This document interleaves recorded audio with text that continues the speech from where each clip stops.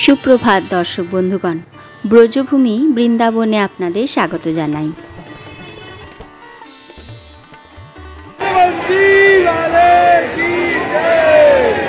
প্রচুর গাছ। আমি আর মা গত কার্তিক মাসে বৃন্দাবনে ঘুরে এসেছি। সেই ট্রেন জার্নির ভিডিও আমি আগেই শেয়ার করেছি। এটা আমার বৃন্দাবন সিরিজের দ্বিতীয় পর্ব। আমরা ভেবেছিলাম প্রথম দিনটা মথুরাতে কাটিয়ে তারপর বৃন্দাবনে আসব, কিন্তু নানান পরিস্থিতিতে পড়ে আমরা প্রথমেই বৃন্দাবনে এসে পড়েছিলাম। তাই রুম নিয়ে সমস্যাতে পড়েছিলাম, কেননা আমাদের প্রথম যে বুকিং ছিল মহারাজা অগ্রসেন ধর্মশালায়, সেটা 27 অক্টোবর থেকে। যাই হোক, বেশ খানিকটা খোঁজাখুঁজি করে একটি ভালো রুম আমরা পেয়ে গেছিলাম। কার্তিক মাসে রুম পাওয়া একটু সমস্যার ব্যাপার, তবে মহারাজা অগ্রসেন ধর্মশালার কাছেই, মানে পরিক্রমা মার্গেই ছিল আমাদের ওই আশ্রমটা। আর এখানে এই বানর কুলের কাছ থেকে কিন্তু খুব সাবধান। আমরা আছি গুরু কৃপা আশ্রম, এইখানের উপরে। রাধে রাধে। এখানে একটা বড় ডন আছে। এই আশ্রমের কন্ট্যাক্ট ডিটেলস চাইলে আমাকে কমেন্ট করে জানাতে পারেন। এটা একটা এসি রুম, এখানে আয়না আছে, আর এদিকে একটা ছোট্ট কিচেন আছে, পরে দেখাচ্ছি। আর এটা হচ্ছে দুটো বেড, এটা একটা ওয়ার্ড্রোব আছে। আর বাথরুমটা দেখি, বাহ, বাথরুমটাও বড় সড়ই আছে, গিজার আছে, বড় সড়ো বাথরুম। একটা ছোট্ট কিচেন আছে।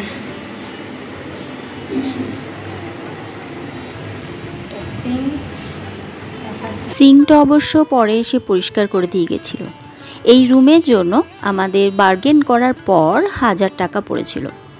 এরপর আমরা ফ্রেশ হয়ে হাঁটা পথেই চলে গেছিলাম ইস্কনের মন্দিরে।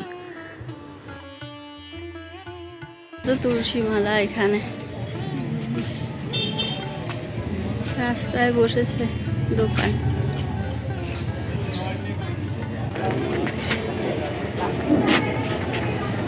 এটা হচ্ছে শ্রী শ্রী কৃষ্ণ বলরাম মন্দির, আর সেটাকে ইস্কনের মন্দির বলা হয়।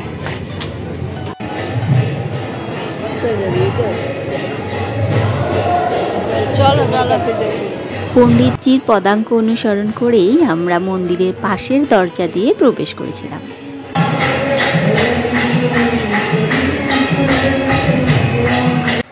এখানে পাশাপাশি 3টি ঘর আছে। একটিতে শ্রী শ্রী গৌরনিতাই, আর একটিতে শ্রীকৃষ্ণ বলরাম, এবং শেষেরটিতে রাধাকৃষ্ণের বিগ্রহ রাখা আছে।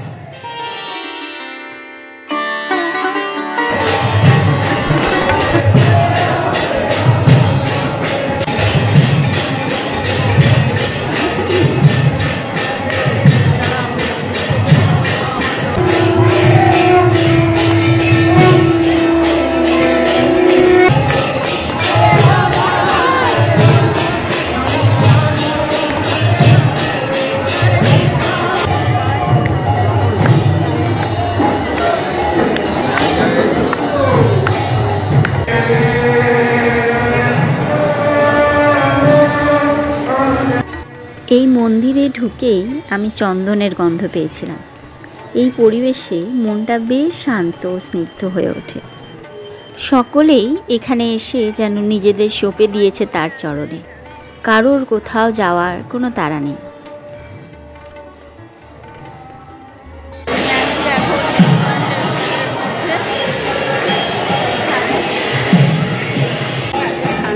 বেরিয়ে এদিকটা মহাপ্রসাদের স্টল আছে। কুপন কাটতে হয় 30 টাকা করে। ওই পাশটায় কুপন সেন্টার ওই পাশে, আর এই পাশ দিয়ে প্রসাদের কাউন্টার।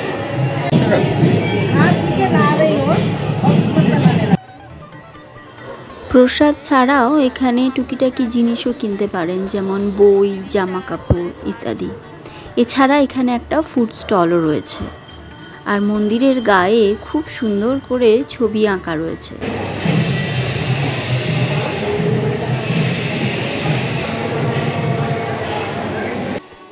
এটাই হলো মন্দিরে ঢোকার প্রধান দরজা।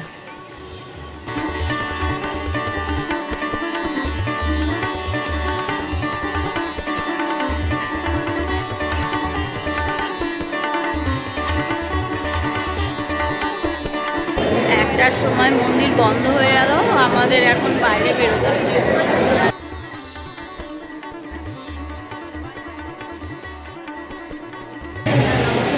সবাই বাইরে বেরিয়ে যাচ্ছে।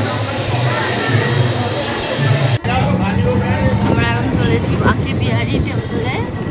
এই টোটো ভাইয়াকে নিয়েছি, এখানে 50 টাকা বললো ওই মোড় থেকে। টোটো থেকে নামতেই একটি মেয়ে এসে আমাদের রসকুলি এঁকে দিয়ে গেল। রাধে রাধে। এখান থেকেই হাঁটা পথ শুরু হয়। এখান থেকে ঘুরে গেছে।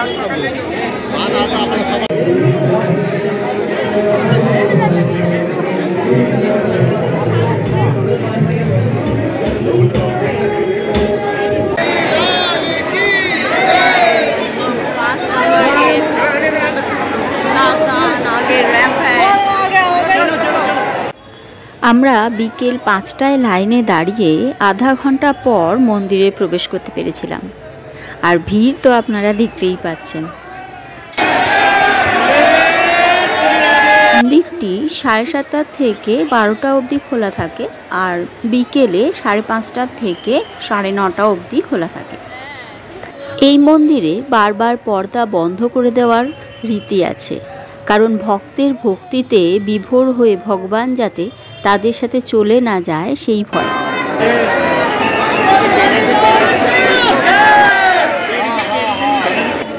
ফুলও আছে। এটা মন্দিরের গেট, 2 নম্বর গেট। এটা রাধা বল্লভজি মন্দিরের দিকে যাচ্ছি। বান্দার আছে ওপরে, বেশি ভিডিও নেওয়া যাবে না। এখানের প্রায় সব মন্দিরই সকাল 7টা থেকে 7:30টার মধ্যে খুলে যায় এবং দুপুর 12টার সময় বন্ধ হয়। আবার বিকেল 5টা থেকে 5:30টাতে খোলে, আর 8টা থেকে 8:30-9টার মধ্যে বন্ধ হয়ে যায়। এক এক মন্দিরে বন্ধ হওয়ার সময়টা একটু আলাদা। প্রথম দিনে আমি যে মন্দিরগুলো ঘুরেছি মোটামুটি হাঁটা পথেই ঘোরা যায়, তবে বয়স্ক লোক সাথে থাকলে টোটো নিতে হতে পারে। নিধিবানে এসছি আমরা। এখানে এখন 8টায় বন্ধ হয়ে যাবে, এখন ওই 6টা 6:30 বাজে দিয়ে এখান থেকে যাচ্ছি আমরা। এখানে প্রচুর তুলসী গাছ এই এর ওপাশে। নিধিবন মানে পবিত্র বন। মনে করা হয় এখানে শ্রীকৃষ্ণ এবং রাধারানী রাসলীলা করেন। এখানে সব তুলসী গাছই নাকি জোড়ায় জোড়ায় আছে। মানা হয় এই তুলসী গাছগুলো এক একজন গোপিনী ও কৃষ্ণের প্রতিরূপ। এখানে একটি রংমহল আছে, সেখানে নাকি রাধাকৃষ্ণ রাত্রি যাপন করেন। এছাড়াও এখানে আরও একটি মন্দির আছে যার নাম বংশীচরী রাধারানী মন্দির। এখানে বেশ কিছু মন্দির আছে।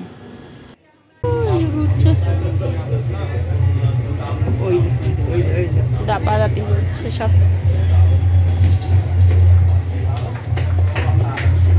এই যে ওই তুমি ওদিকে দেখো, এই যে আর আছে প্রচুর বানরের দল।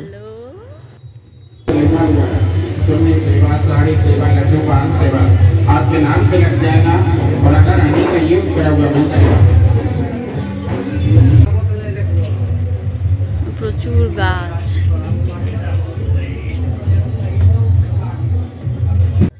তবে এই ট্যুরে আরও একটা ব্যাপার লক্ষ্য করলাম, যে এখানে অনেক টাকা দিয়ে ভগবানের কৃপা দৃষ্টি কেনা যায়।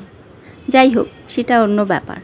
আমি এখানে এসেছি নির্মল আনন্দ নিতে এবং মাকে তীর্থস্থান ঘোরাতে। অনেকগুলো মন্দির এখানে রয়েছে। নিধিবন ঘুরে আমরা পরে চলে গেলাম রাধা দামোদর মন্দিরে।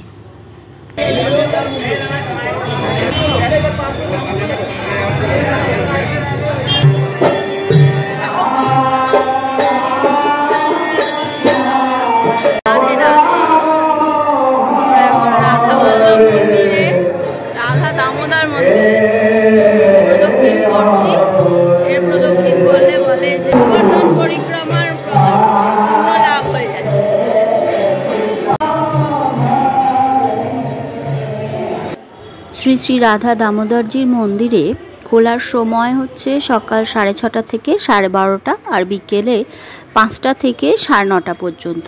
তবে শীতকালে সময়টা একটু পরিবর্তন হয়।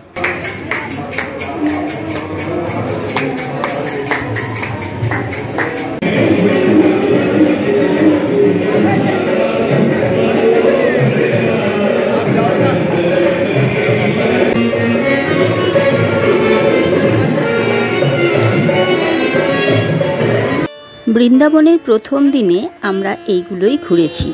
এর পর দিন চলে গেছিলাম মথুরাতে। সেই অভিজ্ঞতা নিয়ে খুব শিগগিরই আবার আসব। ভিডিওটি পুরো দেখার জন্য অনেক ধন্যবাদ। ভালো লাগলে লাইক করতে ভুলবেন না কিন্তু। সকলে সুস্থ থাকুন এবং বেড়াতে থাকুন। টাটা।